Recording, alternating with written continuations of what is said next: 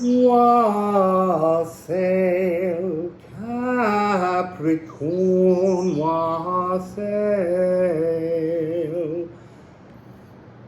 Wassail. So, Liffruma.com, the website, is live. You can't press buy now yet because we've got to sort some things out to sell internationally, legally. But there's lots of content, and if you sign up, you will get an email this weekend that will give you the code to a passcode or a password to some secret hidden content that's going to be building all the time. So at the moment, last week's email gave you the hidden content for the first 24 Elder Arc runes. And this weekend we'll be adding the Anglo-Saxon bolt-ons and trying to explain the difference between the transformation from Elder Arc to Anglo-Saxon Fork, because things change. So if you sign up, you will receive an email. Eventually, you will get an automatic response, but we didn't quite do it right. So, what's Ceres up to? Ceres has the whole of planet Earth to herself. So there's Ceres here. Then there's the Earth with the moon going round. And then there's the sun. And then everything else is kind of over on the other side. Ceres is in Libra moving into Virgo. And she's recoding everything. She's hiding away from everybody. She's she's hiding from Pluto. I really get a sense of her hiding from him while she reprograms things. And he's too busy getting excited about moving into Aquarius that he doesn't notice what she's up to. So there's some secret recoding going on. So I did your channeling, I did everyone's channeling 4 weeks ago, apart from Scorpio. Those got blocked and then it opened up again this morning. So yours was riding waves, and I mean literally riding on waves, and seabed plunders. And then this idea of pirates, but they were sort of showing me pirates that were mer pirates, but what they unfolded into being was the lost warriors of inequality. That might mean something particular to you. Now I get it. Ceres is allowing you some kind of access to the cosmic lagoon so that you can actually help these lost souls. They're kind of stuck. So these are souls who've lived a life of trauma or sadness, and when they finally leave their bodies and die, they're suddenly without the lifetime of the weight of that trauma and the sadness, and so their heart feels lighter and it feels so good that they stay. Now that's interesting because I'm now picking up an energy from a video I did a couple of years ago when my dog died, Mabel, and she came back and she said that when animals, but it is when people die, they can return the love. So you're almost on a quest to release the lost warriors of inequality and let them give you the love that they now feel in their lightened heart. It's so beautiful. So time is distorted for them. So it's like they're being anchored through threads of eternity. I mean, literally, but they're comfortable, but they need to release these echoes. And for them, it could feel like minutes or seconds, but it feels like they've been there a very, very long time, some of them, reaching far back in time. So there's an ocean forest I was also shown, and iodine and salts and seaweed, whether they're part of something that you need to look into as part of your biome, or whether it's something that will help you maybe to connect to this spirit riding of the waves and the seabed plunders. You're on a mission to rescue the lost warriors of inequality. Beautiful. So let's see what we get from Liffruma for you. We're looking for 8 rune cards. It's full moon in Virgo right now. And later, Sun's moving into 0 degrees of Pisces. For about 3 years. And in a couple of weeks' time, Pluto is going to move into Aquarius. I'm being shown the heliocentric representation of, with the sun in the middle of the cosmos, of the solar system. Why are they showing me it? There's something about this energy of everything being kind of multiple energies in Pisces and Aries and Taurus, and how there's a whole, it's almost like another 3/4 of space that feels unexplored, and yet somehow you're anchored by Ceres to hold you. Like you can, like being on a, you know when they walk outside of a space shuttle or something and they're anchored to the ship. It's something like that. You're being given the chance to be anchored and explore. This is, it's not really the astral. It's something deeply cosmic.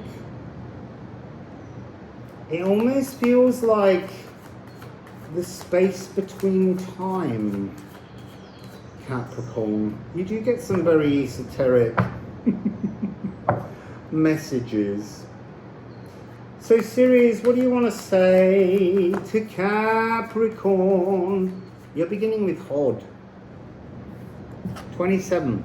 This is one of the Anglo-Saxon Thuthalk. So you particularly might want to go and sign up on liffruma.com, become a member, and you might get some additional information that will help you with this reading. So the unseen hooded warrior of inner battles, look within before looking out. Only listen to thy voice and not the dialogue of others. The hooded falcon with claws and jaws tears flesh. We must wait to unmask, uncloak to be ready to sear with precision the target in our sights. Plan, seek, swoop. I feel like you're swooping in to these lost warriors of inequality. Is it inequality? Yes. So now we're going to take the next 7 from the top of the deck. Brom.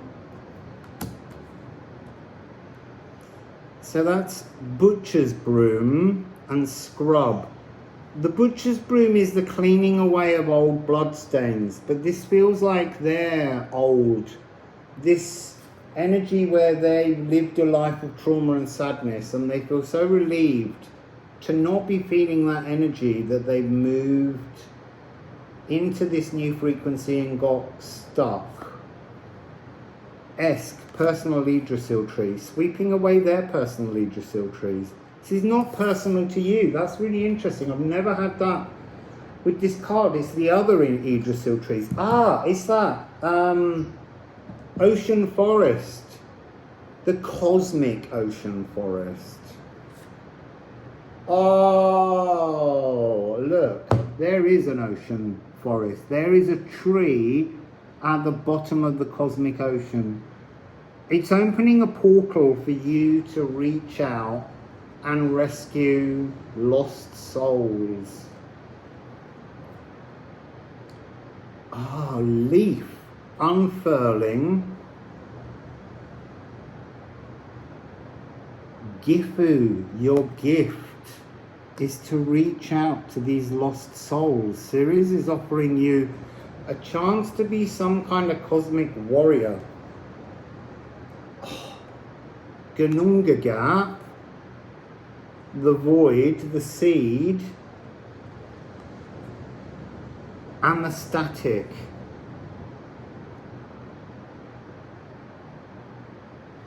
So give me a moment with the cards and the numbers. There's a lot of sevens in this reading. 2 7, 4 7, 7, 70. Pathways. I feel like you're going in and out of the void to rescue Yggdrasil seeds of others. It's almost like you're being, and this is a 7.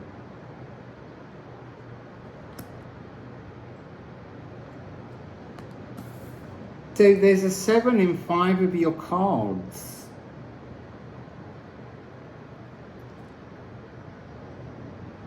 Unfurling your gift. Superseding icy grief. That's an interesting energy.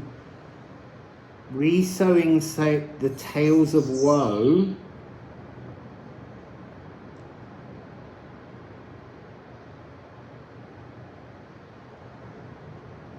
Brushing every corner of every trauma, but that's the trauma of these lost souls. You really are going on a mission to rescue others. How would you know that you're doing it is my immediate question. Is it in the dream world? Because there's something not astral about this. This is something about the cosmic lagoon. This is about bringing people lost to the doorway of the present, and this reaching inside the Gununga gap. Is it reaching inside, or is it putting them back, showing them the doorway back, showing them the doorway back? It's an intention. You have a gift to rescue lost souls, which is fascinating for me. 2666. That's interesting, because I was looking at what doesn't have a 7, but here we've got 2666. There's something in this energy of the Yggdrasil tree. As I said, it's the Yggdrasils of others that need to be put back inside the Gununga gap. Put me back in the Gununga gap. This seems like very, very strong frequency. Like this is a particular message that's sitting there. 12 is the static needs. But often that's physical form, and there is no physical form here. So this is like an echo of their physical form in consciousness. And that's their personal Yggdrasil, or all that's left of their personal Yggdrasil that needs to be taken back inside.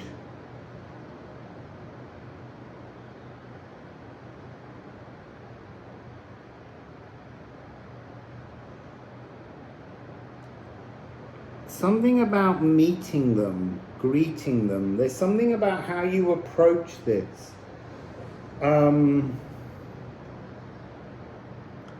Okay, I'm being pulled back to this seabed plundering. It's almost like these lost souls are like, they're showing me treasure chests, which are physical.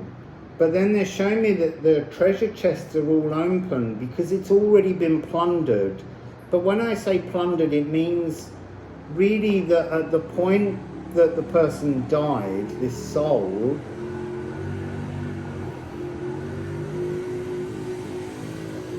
I just suddenly thought that may have been someone coming by to chemically poison mosquitoes, and I was like, oh, I'm going to have to stop now because it stinks.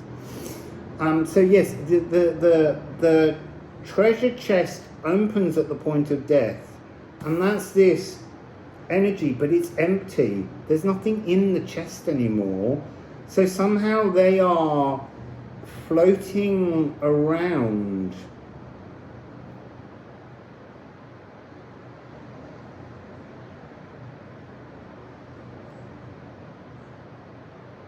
swell, tremble, assemble. Swell, tremble, assemble. And something about each of these is part of the wholeness of the Yggdrasil tree, but this is like a spirit tree, not a physical tree. And it is about returning things to the Gununga gap. It's like the chest, the treasure chest is open and the soul has left, but the soul hasn't found its way back inside the void. And you're going to guide them there. You're going to be the beacon that takes them there, Capricorn. There's something about that energy of cardinal earth being pushed down towards some kind of emotional gateway. Look at the bottom of the cosmic ocean, but the cosmic ocean is out there and in here and everywhere. But you are sweeping through to bring some kind of change. I am getting an energy of dreams, but I think they're waking dreams. I think they're daydreams. I think they're moments when you sit and channel how you help, and it may only be one. You may not have to go out there and herd up an entire group, but there's some, each of you will have a connection to a soul, a ghost soul, an echo soul that needs some kind of resolution. So just to end, Ceres, where is this going then for Capricorn? Where is this going for Capricorn? We got Dage. I'm going to shuffle to get another one, but they're like, please just pick it up now. This is the last card in the original Elder Thuth arc, and it's trying to say that you are the light. You have the gift to open the gateway of the Gununga gap and show them how to return that echo of their spirit. Look, I don't want to say that these people are trapped. It's an echo of them, but it's time for that echo to be returned to them.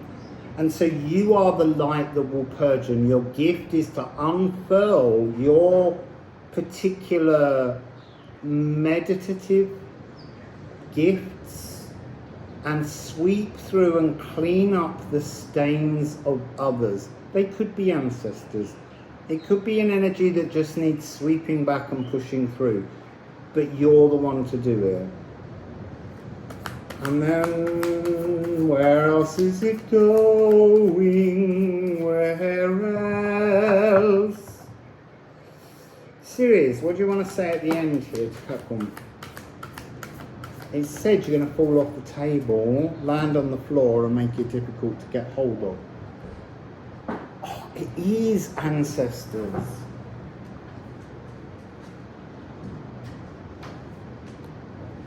It's the codes. So, this is Egelshamir, the Helm of War. But I see this energy as, this is a code. Ceres is going to give you the codes that belong to ancestors. I see this also as a series of ancestors standing around you. Take your pick.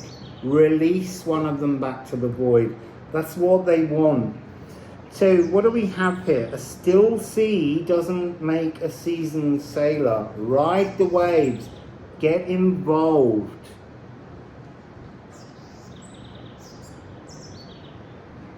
This is a shamanic voyage that will strengthen you.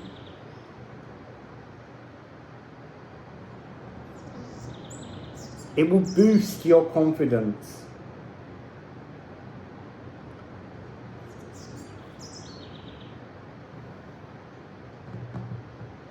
Ancestral collective magic. You're correcting ancestral collective magic. You're purging these lost warriors of inequality.